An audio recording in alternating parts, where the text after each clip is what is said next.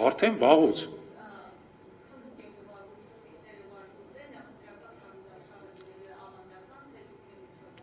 Թմբուկ չենք նվագելու, բնականաբար,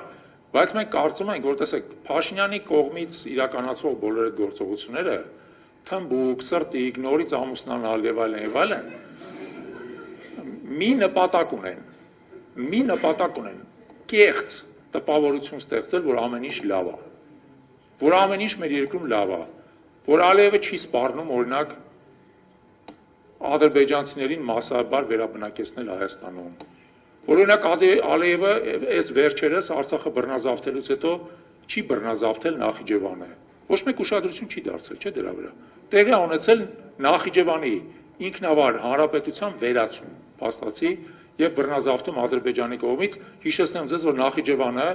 զիջվել է Հայաստանի Հանրապետության կողմից Ադրբեջանին պրոտեկտորատ մնալու ինքնավարություն մնալու պայմանով։ Ինքնավարությունը վերացվել է Հայաստանի Հանրապետությունում, դրա մասին ոչ ոք չի խոսում, թե մենք Նախիջևանի Հանրապետության շահառուներից մեկն ենք, Կարսիի պայմանագրով։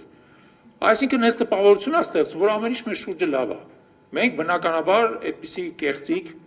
տարածելու բնական նկատառում չունենք, մեր ընտրողների հետ մեր հանդիպումները չեն լինելու ավանդական, այսպես ասած, քարոզարշավ, որ գնանք մենք մեզ մարդկանց պարտադրենք, չէ, դա լինելու է մարդկանց հետ երկխոսություն։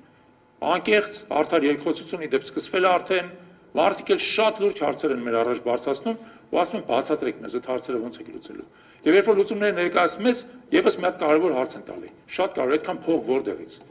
Որովհետև չես կարող անվերջ խոստումներ տաս մի երկրում, որտեղ պետական բյուջեն անվերջ չի։ Եթե դու ասում ես այստեղ կավելացնեմ, պետք է ասես որտեղ ես պակասացնելու։ Շատ լուրջ է։ Դրա համար մենք այս գործընթացը սկսել ենք, շարունակելու ենք, բայց առանց կեղծ սրտիկների։